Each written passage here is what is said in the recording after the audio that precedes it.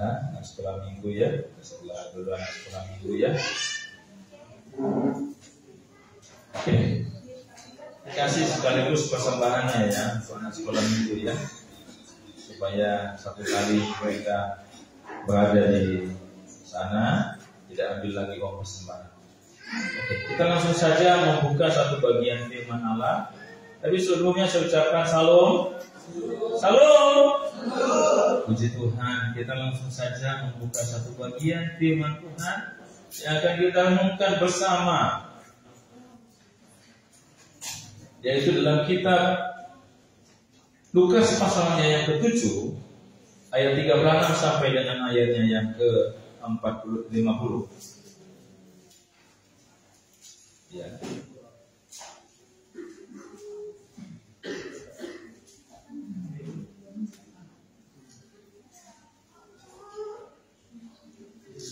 Sudah dapat Bapak Ibu? Saya jemput Bapak Ibu wakil berdiri, kita membaca bagian ini. Lukas pasalnya yang ke-7 ayatnya yang ke-36 sampai dengan ayat yang ke-50. Sudah dapat Bapak Ibu? Ya, kita baca bersama-sama bergantian. Saya membaca yang ganjil, Bapak Ibu yang benar. Yesus diurapi oleh perempuan berdosa. Seorang Farisi, saya ayatnya yang genap ganjil ya, Bapak Ibu yang genap ya. 1, 2, 3.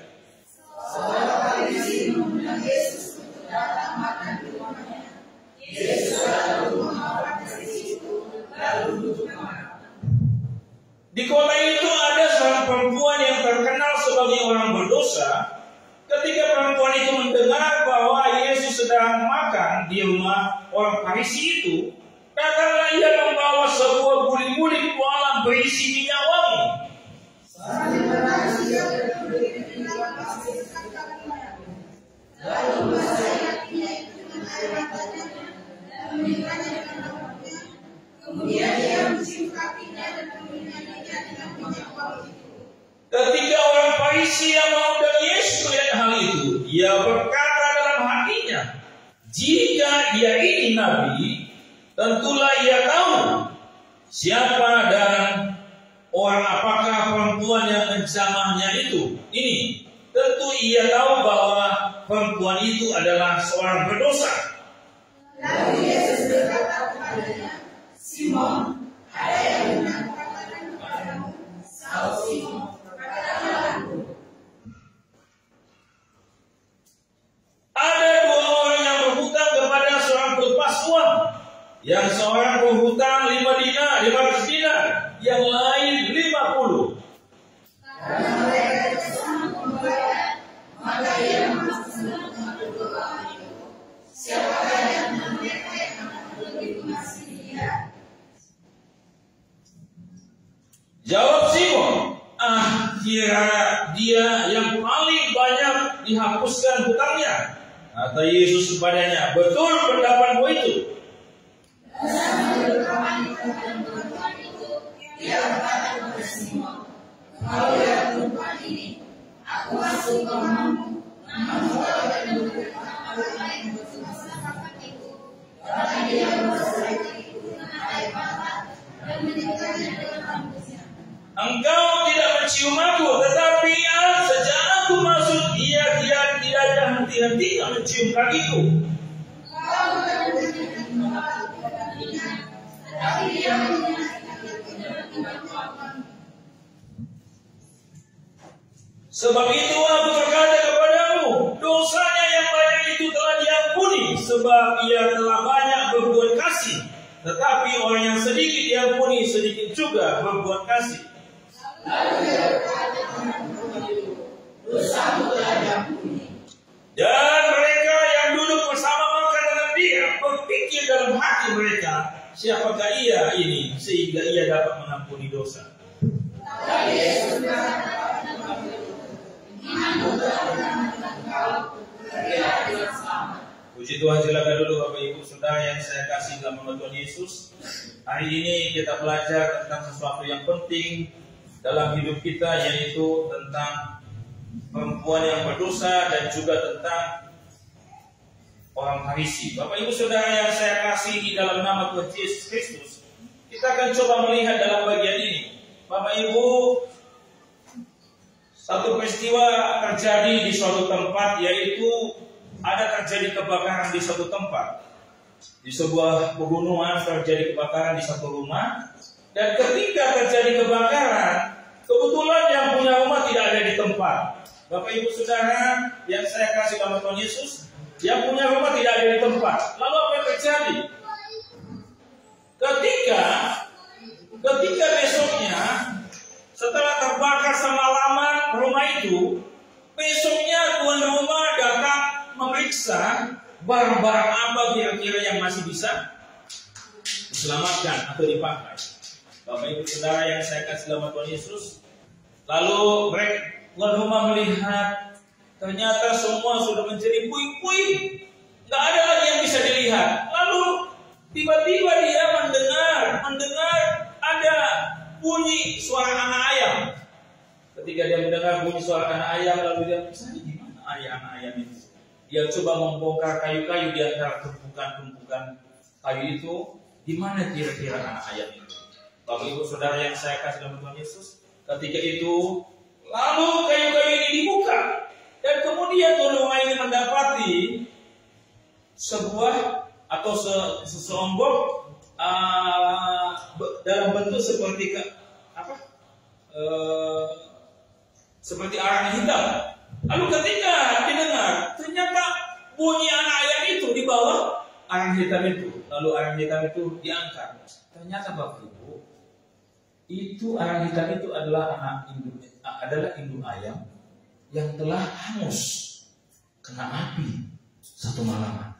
Dan tahu Bapak Ibu, di bawah daripada induk ayam itu, ternyata anak-anaknya dalam keadaan selamat. Bapak Ibu Saudara, ini ilustrasi tentang sebuah kasih yang ditunjukkan dengan pengorbanan.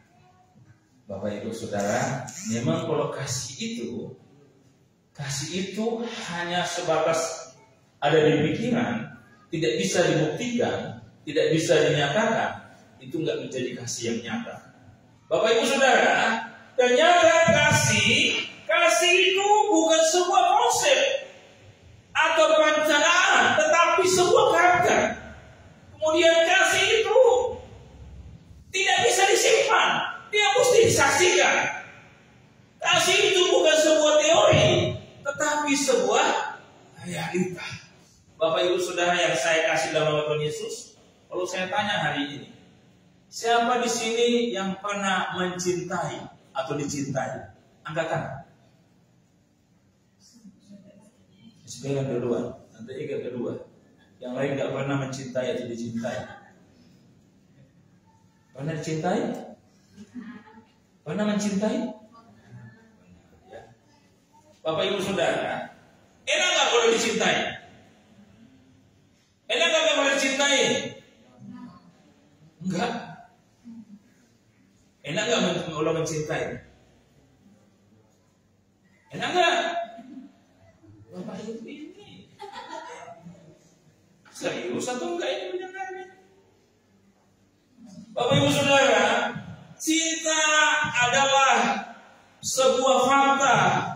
Kalau hanya sebatas teori, dia bukan cinta namanya.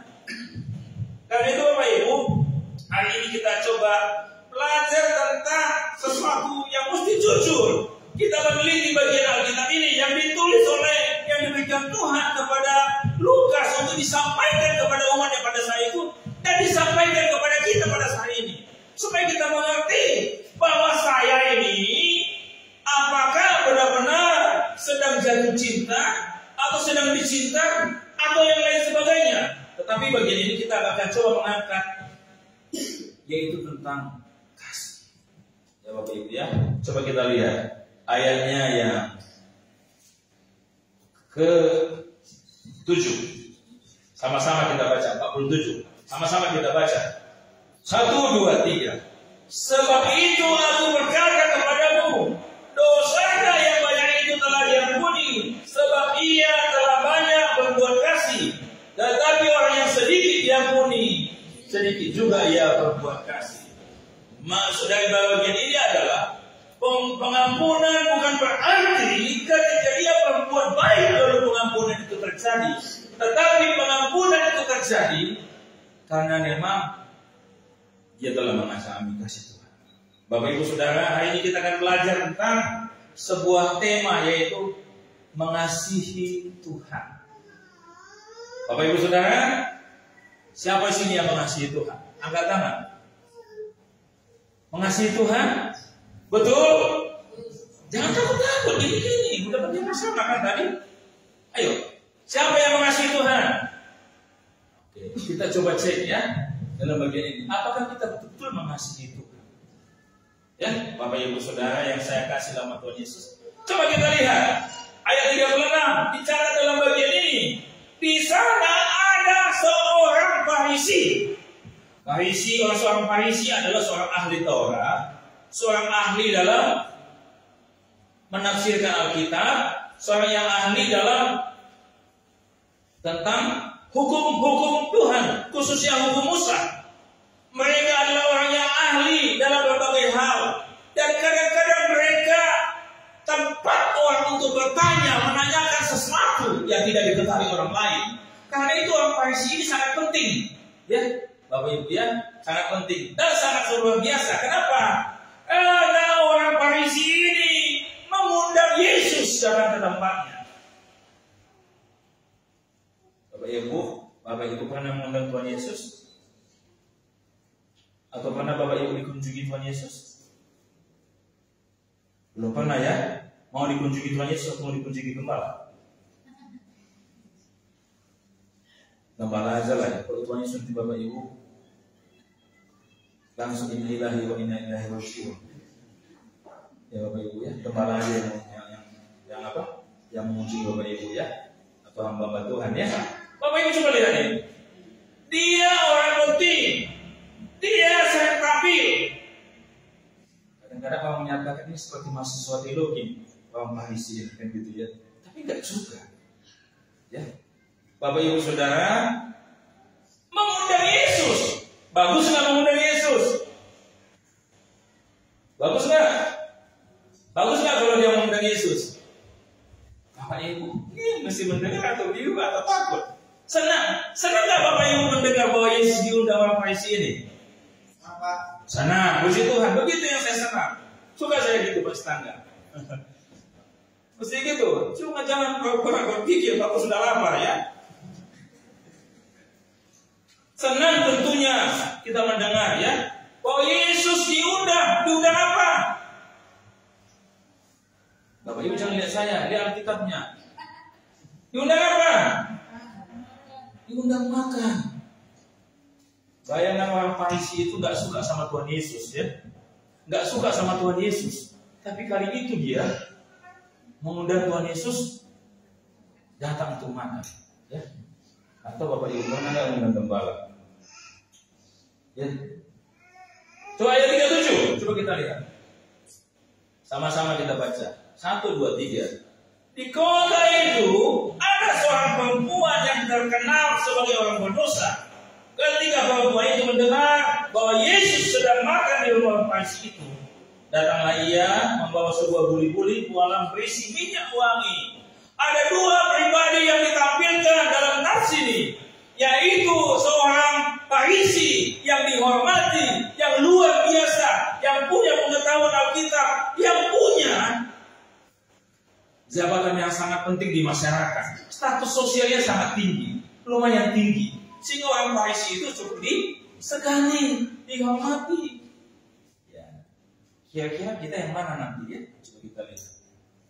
Yang kedua adalah perempuan yang kenapa dikatakan perempuan yang berdosa? Bapak Ibu Saudara yang saya kasih dalam nama Tuhan Yesus, catatan Alkitab mencatat, menafsirkan, beberapa ahli menyatakan bahwa menghubungkan bahwa perempuan ini adalah perempuan yang terjebak berzina pada saat Tuhan Yesus ada di suatu tempat, dan orang Farisi membawa perempuan ini menghadap Tuhan Yesus dan ingin supaya Tuhan Yesus memutuskan supaya perempuan ini dilempari dengan batu. Dalam Yohanes pasal yang ke-8 ayat 2 sampai dengan ayat 11. Bapak Ibu baca. Perempuan ini adalah perempuan yang berdosa. Perempuan ini adalah perempuan yang kedapatan katanya melakukan zina. Sehingga mereka ini, supaya perempuan ini dibunuh, dilempar dengan batu. Bapak Ibu Saudara yang saya kasih dalam Tuhan Yesus, coba kita lihat dalam bagian ini. Perempuan itu mendengar bahwa Yesus datang dan ia menjumpainya. Ia datang menjumpainya. Ya, kalau orang Farisi ini Yesus yang datang menjumpainya, tapi perempuan ini yang datang menjumpai Yesus. Sesuatu yang sangat luar biasa.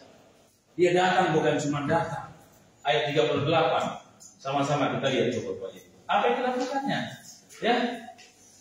Sambil menangis ia pergi di belakang Yesus dekat kakinya, lalu membasahi kakinya dengan air matanya dan menyekanya dengan rambutnya.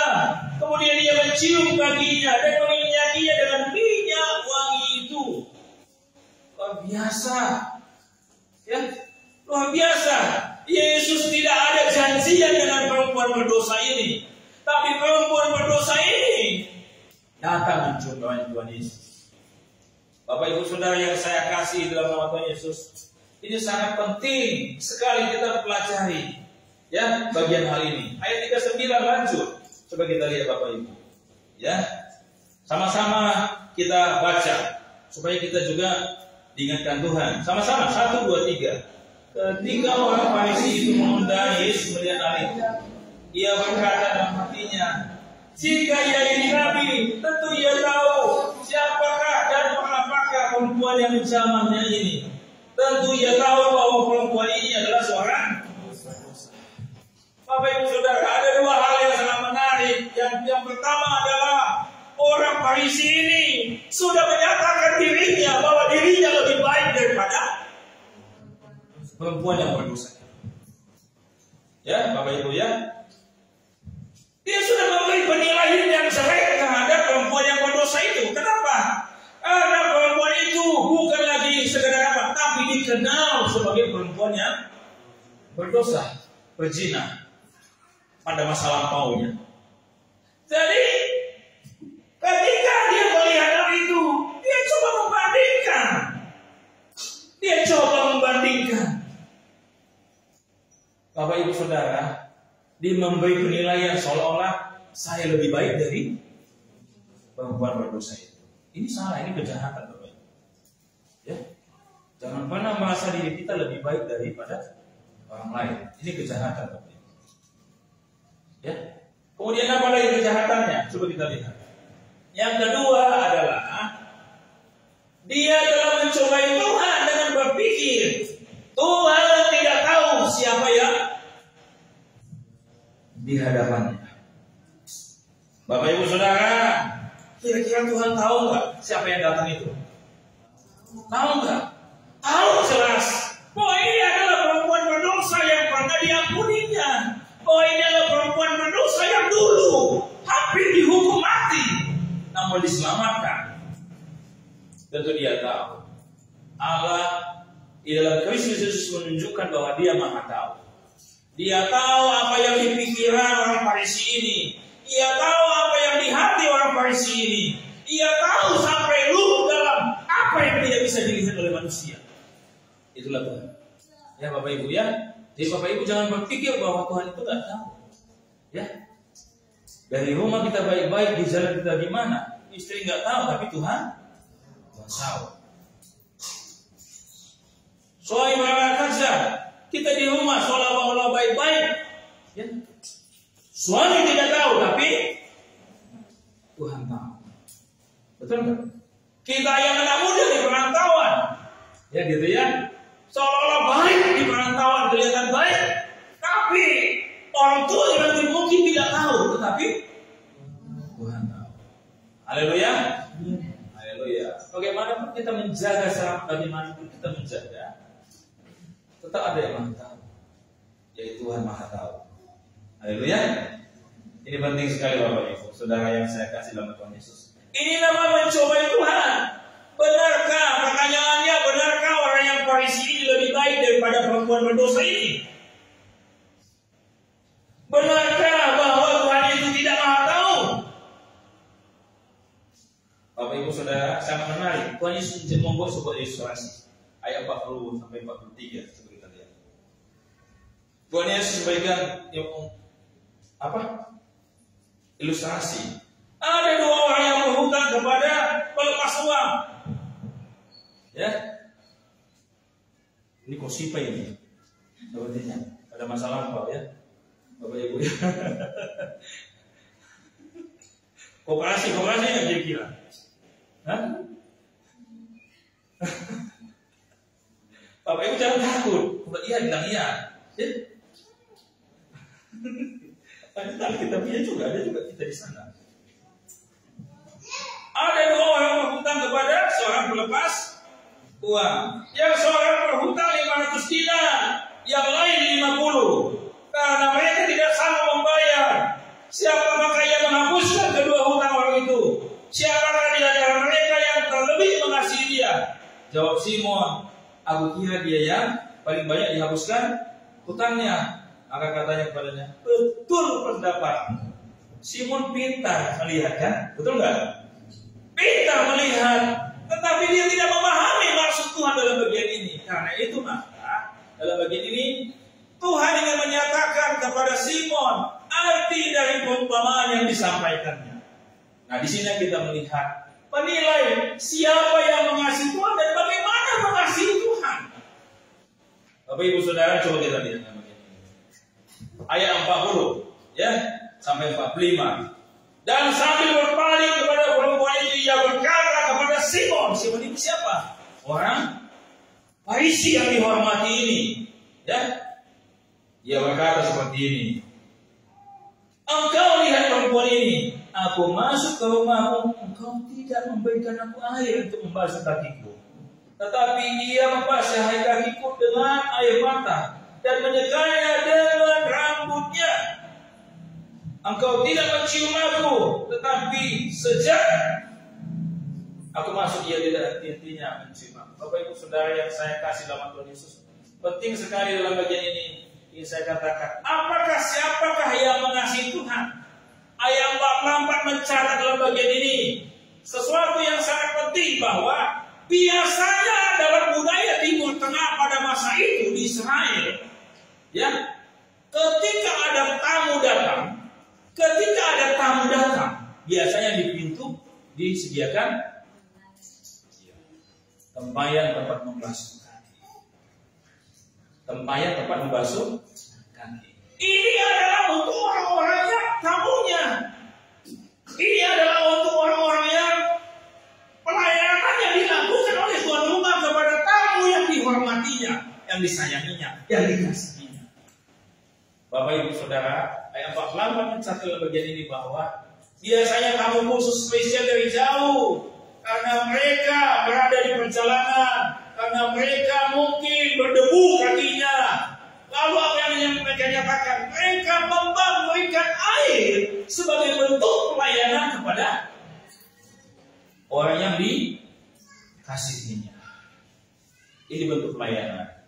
Jadi poin pertama adalah orang yang mengasihi Tuhan, ia melayani Tuhan dengan baik dan benar. Ya, Bapak Ibu Saudara yang saya kasih dalam Tuhan Yesus, ya. Jika orang betul-betul mengasihi Tuhan, dia melayani Tuhan dengan baik dan benar. Bapak Ibu yang saya kasih dalam Tuhan Yesus, ini adalah bentuk pelayanan tuan rumah kepada tamu yang dikasihinya. Jikalau tamu itu tidak dikasihinya, ia tidak menyiapkan tempayan air. Jikalau budak yang datang, dia tidak menyediakan tempayan air. Tetapi untuk orang-orang yang dikasihinya, entah suami, istri, anak, orang tua, atau mungkin saudara, kakak, adik yang jauh yang datang, maka biasanya pelayanan tuan rumah yang pertama adalah menyiapkan tempayan untuk membasuh kaki. Tetapi Bapak Ibu coba lihat, seolah-olah orang Farisi ini merasa dirinya lebih baik daripada perempuan Samaria atau perempuan yang berdosa ini. Tetapi Yesus menegur dia, menyatakan bahwa di sini ayat 44 dikatakan bahwa Dikatakan dalam bagian ini, engkau lihat perempuan ini, aku masuk ke rumahmu, namun engkau tidak memberikan aku air untuk membasuh kakiku. Tetapi ia membasahi kakiku dengan air mata dan menyekanya dengan rambut. Bapak Ibu Saudara yang saya kasih dalam Tuhan Yesus, perempuan ini menunjukkan contoh jika dia mengasihi Tuhan, sungguh-sungguh mengasihi Tuhan, dia melayani Tuhan Yesus. Memang dia tidak membawa air, betul? Memang dia tidak membawa kain, tetapi air matanya digunakan untuk melayani Tuhan Yesus. Rambutnya sebagai penghormatan pada masa itu digunakan untuk menyeka. Bapak Ibu Saudara, tidak gampang. Karena itu orang yang mencintai Tuhan, mengasihi Tuhan, dalam bagian ini Yesus mengajarkan, jikalau kamu orang Farisi mengasihiku, maka kamu pun harusnya lebih dulu menyambut aku dengan pembasuhan kakiku dengan air, dengan kain. Tetapi aku sudah masuk ke rumahmu, aku enggak kau layani dengan baik. Kira-kira terjemahannya begitu. Masa bodoh, ya, cuek, nggak mau tahu. Kenapa? Lalu kenapa dia mengundang Tuhan Yesus? Kira-kira kenapa? Karena dia ingin terkenal dan ingin dikenal. Ya, dia nggak punya hati melayani. Dia nggak punya hati melayani. Kenapa? Karena memang ditunjukkan bahwa dia tidak melayani Yesus. Dia tidak mengasihi Yesus. Semuanya pura-pura. Ya, dia seolah-olah lebih baik dari perempuan berdosa ini. Tetapi dia sudah menyatakan bahwa dia lebih buruk sebetulnya dari perempuan berdosa ini. Seolah-olah dia mengasihi Tuhan Yesus, mengundang makan. Maaf, Tuhan Yesus tidak butuh makanan sebetulnya. Ya, Tuhan Yesus bisa makan di mana saja. Betul? Dia bisa ciptakan apa saja menjadi makanan baginya. Dia bisa mengubah 2 roti, 5 ikan dan 2 roti. Saya kira Bapak Ibu sudah ngantuk, ternyata belum. 5 roti dan 2 ikan. Dia bisa mengubah, saya memberi makan 5.000 orang. Kira-kira Tuhan Yesus bisa nggak melakukan sesuatu? Saya pikir bisa. Luar biasa. Hati-hati Bapak Ibu. Jangan merasa diri lebih baik dari orang lain. Ya Bapak Ibu ya. Ini harus diwaspadai. Ya. Ya. Betul nggak kita mengasihi Tuhan? Kira-kira mengasihi Tuhan nggak? Kita melayani Tuhan. Penting sekali. Ya. Ini bukan sekedar undang makan. Ya. Dan bukan sekedar undang makan. Tapi masalah melayani. Karena Tuhan Yesus tekankan dalam bagian ini bukan masalah makan. Tetapi kenapa aku sudah masuk ke rumahmu, engkau tidak menjamu melayani aku dengan menyiapkan tempayan untuk mencuci kakiku.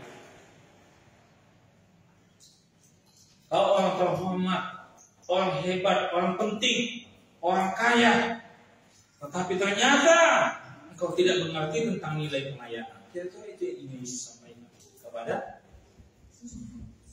orang kaya yang orang Farisi. Bapak Ibu Saudara yang saya kasih dalam Tuhan Yesus, penting sekali ya Bapak Ibu Saudara yang saya kasih dalam Tuhan Yesus, bahwa hal ini diajarkan Tuhan Yesus untuk menyatakan kepada orang-orang yang pada saat itu bukan masalah makanan yang akan Tuhan cari di sana, tetapi apakah orang itu punya hati yang melayani kepada Tuhan Yesus. Karena seolah-olah dia mengundang Yesus, mengasihi Yesus, ternyata dia pura-pura dia ingin mencari pujian, dia ingin mencari penghormatan. Bapak Ibu Saudara yang saya kasih dalam Tuhan Yesus, apakah Bapak Ibu suka melayani Tuhan? Suka nggak melayani Tuhan? Apakah Bapak Ibu sedang melayani Tuhan?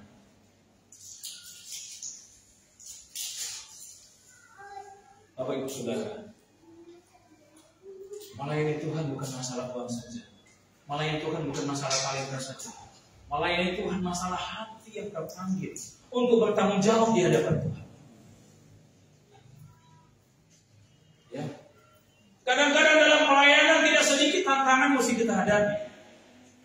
Ya. Kita bisa menghadapi berbagai tantangan. Tantangan dari sesama. Ya. Tantangan dari alam, mungkin hujan dan sebagainya. Tantangan dari ekonomi, tantangan dari apa saja bisa terjadi. Tetapi orang yang melayani Tuhan, dia akan bertanggung jawab di hadapan Tuhan. Sehingga dia tidak menciptakan sesuatu untuk menjadi alasan bagi dia untuk tidak melayani Tuhan. Bapak Ibu Saudara, ada orang yang coba-coba itu Yesus. Aku ingin mengaku Engkau Tuhan, kemanapun kau pergi, aku kata Tuhan. Serigala punya liang, burung punya tempat, punya sangkar dan sebagainya. Tetapi anak manusia tidak punya tempat untuk meletakkan kepalanya. Lari, kan gitu ya? Ya Bapak Ibu ya, nggak jadi melayani Tuhan, baik banget melayani Tuhan. Lalu apa Bapak Ibu? Aku mau melayani Tuhan, tapi sebentar Tuhan ya, aku mau mengumpulkan dulu orang tuaku, menciptakan alasan untuk melayani Tuhan. Apalagi, Bapak Ibu Saudara, begitu banyak hal yang bisa diciptakan untuk alasan untuk tidak melayani Tuhan. Tetapi ketika Tuhan naik ke surga, dia katakan, pergilah, jadikanlah segala bangsa muridku, baptiskanlah mereka dalam nama Bapa, Anak dan Roh Kudus. Artinya, orang percaya punya tugas untuk melayani Tuhan. Melayani Tuhan di gereja, melayani Tuhan di pekerjaan, melayani Tuhan di dalam segala hal yang kita kerjakan. Terutama melayani Tuhan, melayani pekerjaan. Bapak Ibu Saudara, ya, jangan tunggu jadi majelis baru melayani Tuhan. Jangan tunggu jadi kaya baru melayani Tuhan. Belum tentu kita setelah kaya akan melayani Tuhan. Belum tentu Bapak Ibu. Jangan tunggu kita sakit-sakitan, ya, stroke baru kita mau melayani Tuhan. Ada pujian, hidup ini adalah kesempatan. Hidup ini untuk melayani Tuhan. Pelayanan adalah kasih karunia Tuhan. Tetapi pelayanan Tuhan, pekerjaan Tuhan bukan murahan. Kalau Bapak Ibu kita tidak mau melayani Tuhan, Tuhan bisa kirim siapapun untuk melayani pekerjaannya. Haleluya. Amin. Ini penting sekali. Kenapa? Karena Tuhan itu Maha Tahu, Maha Kaya. Dia sanggup membangun pekerjaan Tuhan, memulaikan pekerjaan Tuhan dengan baik dan meneruskannya sampai tuntas. Ya. Jadi jangan berpikir, saya punya sesuatu. Karena itu, saya bisa di GGP Karis misalnya melayani. Bapak Ibu Saudara, GGP Karis membutuhkan orang-orang yang punya hati, bukan orang-orang yang punya harta. Tapi orang-orang yang punya hati yang terpanggil bertanggung jawab melayani Tuhan. Haleluya. Ini penting sekali, Bapak Ibu. Saya bagikan kepada kita. Melayani Tuhan. Jangan pernah merasa lebih baik. Apalagi berpikir bahwa di gereja melayani Tuhan, di luar melayani Allah. Ini penting sekali. Ya, memang dalam tugas pelayanan Bapak Ibu tidak mudah. Karena itu saya membentuk hamba Tuhan. Mahasiswa saya dengan tegas untuk melayani Tuhan, jangan main-main. Ya, kadang-kadang dalam melayani Tuhan, hamba-hamba Tuhan berdoa pagi, siang, dan malam. Jemaat belum bangun, dia udah berdoa. Jemaat sudah tidur, dia mesti bergumul. Tetapi kadang-kadang bisa mengalami fitnah dalam pelayanan. Itulah hamba Tuhan. Diibaratkan seperti si ilustrasi yang dikatakan orang. Seorang ibu bisa mengurus 12 anak. Tapi 12 anak belum tentu bisa mengurus satu ibu. Penting sekali Bapak Ibu. Saya sampaikan kepada kita. Inilah pelayanan. Orang yang melayani Tuhan adalah orang yang bertanggung jawab di hadapan Tuhan. Orang yang melayani Tuhan adalah orang yang betul-betul tahu tugas dan kewajibannya sebagai pelayan Tuhan. Pak Pendeta, saya kan nggak bisa nyanyi, nggak bisa sinar, suara saya panas. Bapak Ibu bisa melayani dalam bentuk apa saja. Menerima tamu pun bagian pelayanan. Berdoa untuk hamba Tuhan pun bagian dari pelayanan. Karena itu saya selalu katakan kepada gembala dan semua tim pelayanan, ketika kita akan pelayanan, gumuli pelayanan kita. Oh, minggu depan saya akan melayani ujian, khotbah, singar. Berdoalah, berpuasalah dengan sungguh-sungguh. Persiapkan pelayanan kita dengan baik dan mana? Apa pelayanan kita? Pak Pendeta, saya kan nggak ada jawab menerima tamu. Bapak Ibu bisa mendukung pelayanan pekerjaan Tuhan, betul? Ya, kotak dulu, kotak di sini ada kotak pembangunan. Sekarang sudah di pintu. Sudah takut kotaknya sama Bapak Ibu. Sudah di pintu dia. Nggak ke depan lagi. Bapak Ibu Saudara, buktikan bahwa kita adalah orang pelayan Tuhan. Haleluya. Bapak Ibu cinta Yesus? Cinta Yesus enggak? Melayani Tuhan enggak? Apa yang Bapak Ibu lakukan untuk melayani? Orang kalau tidak terlibat dalam melayani Tuhan, dia akan merusak pelayanan pekerjaan Tuhan. Ya Bapak Ibu ya. Kalau orang tidak mau melayani Tuhan, dia akan menjadi pengganggu dalam pelayanan pekerjaan Tuhan. Dia akan menjadi perusak dalam pelayanan pekerjaan Tuhan. Karena itu Bapak Ibu, melayani agar kita tidak menjadi alat iblis untuk merusak pekerjaan Tuhan. Haleluya. Ya, Bapak Ibu Saudara yang saya kasih dalam Tuhan Yesus, Yudas adalah contoh yang melayani Tuhan, tapi bukan melayani Tuhan. Dia melayani dirinya sendiri. Dia sanggup menjual Yesus hanya untuk uang. Bapak Ibu Saudara, pekerjaan Tuhan memang butuh uang. Tapi saya mau katakan bahwa Tuhan punya cara untuk memelihara pekerjaan Tuhan. Ya, ini penting sekali. Pekerjaan Tuhan itu milik Tuhan. Jika Tuhan mau, Tuhan bisa limpahkan apa saja menjadi kebutuhan dalam sebuah pelayanan pekerjaan Tuhan. Saya mengingat di GBK waktu kita rintis dari awal. Cuma satu kakak, Bapak Tangkuh yang Suwandi. Saya suka olahraga di makam itu dan saya melihat di sana makamnya. Saya jujur saya katakan, saya rindu seperti orang yang seperti ini. Kemana-mana sama saya itu, ayo om pelayanan. Dia jemput saya ke rumah, jalan kaki sampai ke BTN Cibogo. Dari sini Bapak Ibu, jalan kaki. Untuk apa? Melayani Tuhan kita om. Jemaat Tuhan cuma itu artinya. Ya, saya mengatakan Bapak Ibu, ini orang yang melayani Tuhan. Sampai akhir hidupnya, ya, sampai akhir hidupnya dia tetap beribadah dan memuliakan Tuhan. Ya, Bapak Ibu Saudara, ini penting sekali. Karena itu ketika kita melayani dalam gairah, ada kesempatan berdoa, bergumullah untuk melayani. Jangan pada akhir pekerjaan Tuhan. Kalau untuk dunia melayani dunia, Bapak Ibu bisa serius. Maka untuk melayani Tuhan, Bapak Ibu mesti lebih serius. Jika tidak, kita bohong, kita mengasihi Tuhan. Kita hanya ingin mencari sebuah gelar. Kita hanya ingin mencari sebuah momen. Kita hanya ingin mencari sebuah penghormatan.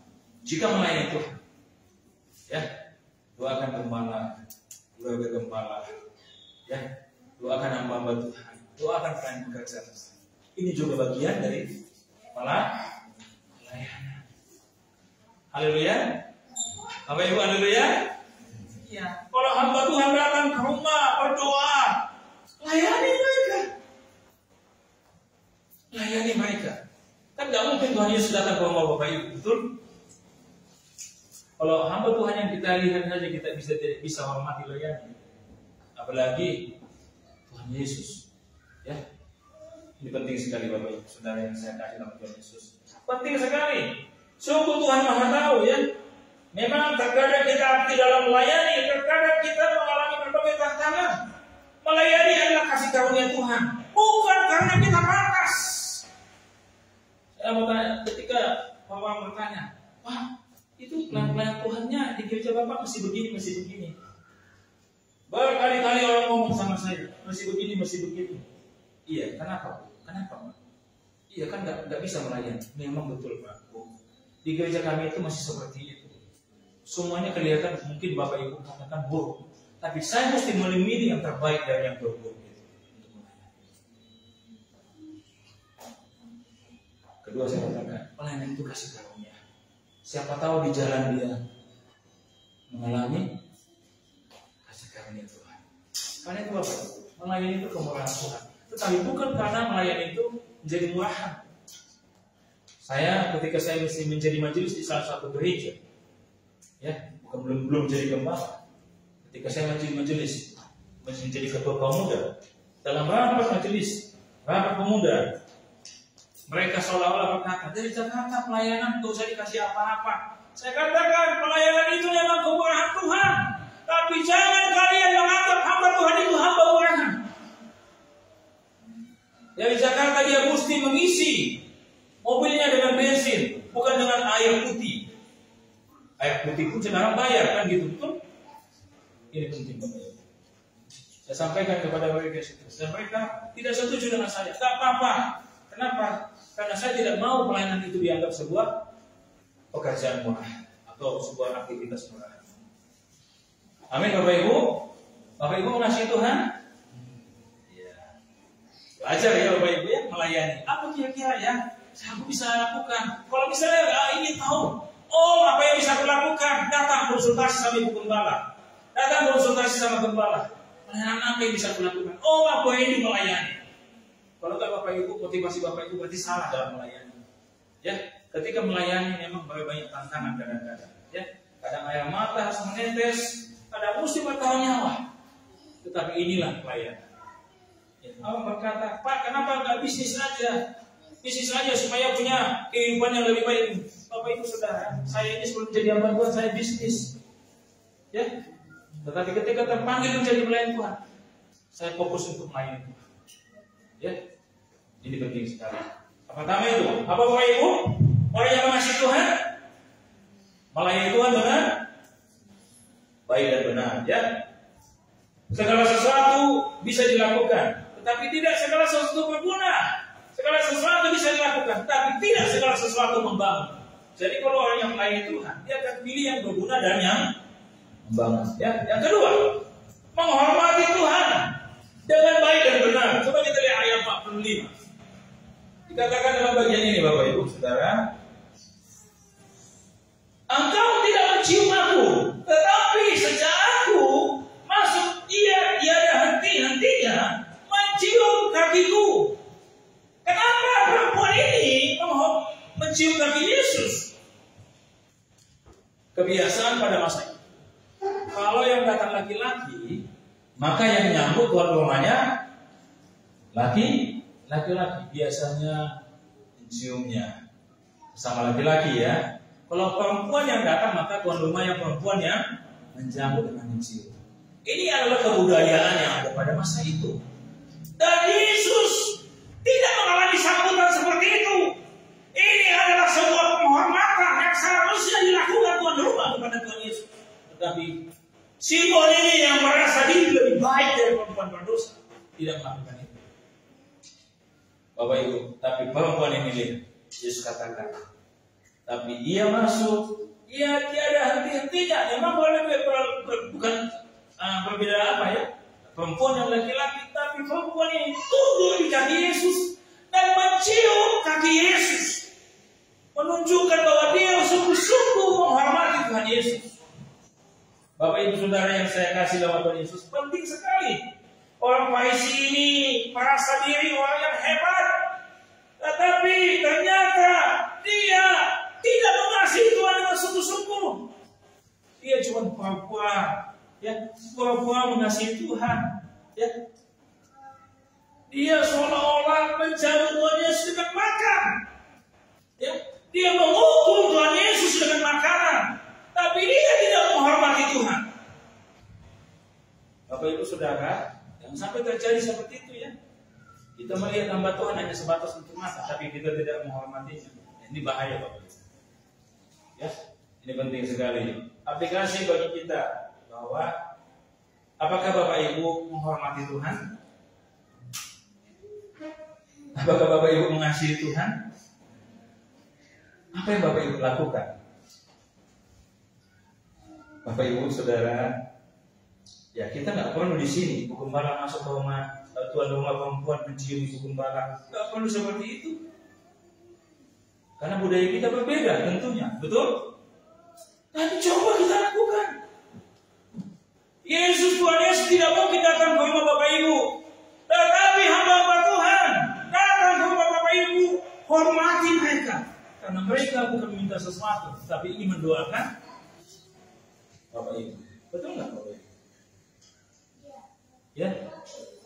Mau ibadah di rumah susah banget. Mau jadikan rumah doa rumahnya susah banget.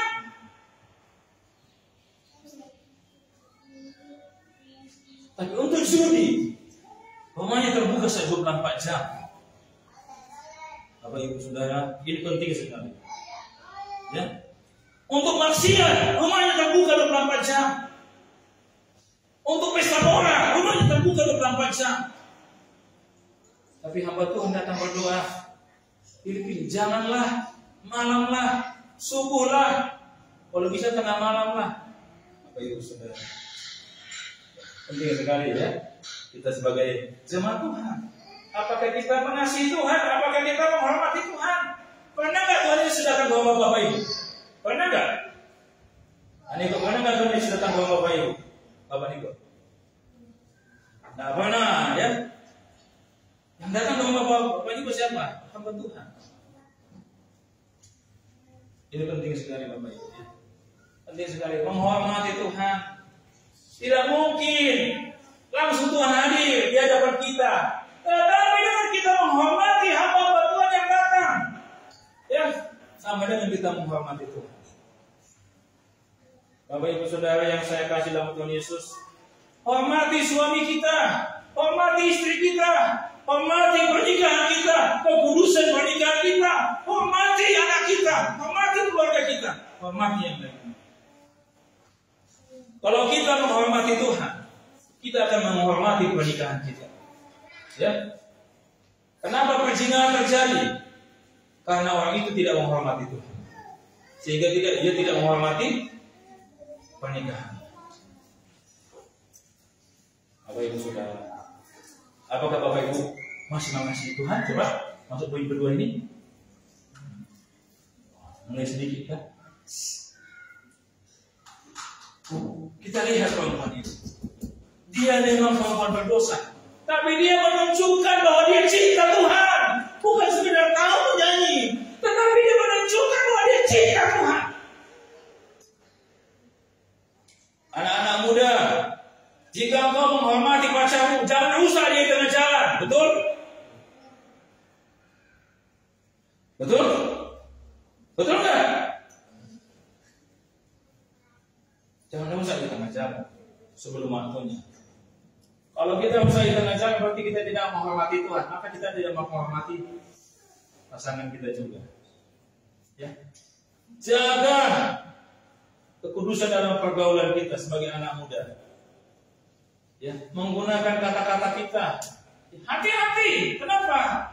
Karena kalau kita menghormati Tuhan, maka kita juga menghormati orang lain, menghormati sesama, menghormati orang tua, menghormati istri, menghormati pernikahan, menghormati suami, menghormati orang tua. Kita bisa menghargai mereka. Ya. Haleluya. Haleluya. Mari coba kita dikomis. Ya, yang ketiga. Kita akan lihat namanya. Apakah saya ini orang yang mengasihi Tuhan atau orang mengasihi Tuhan atau sekedar mengasihi Tuhan? Coba kita lihat ayat yang ke-46. Sama-sama kita baca. 1, 2, 3. Dengan tetapi ia menyakimu dengan minyak wangi. 3 kali diulang. Meminyaki dengan minyak wangi.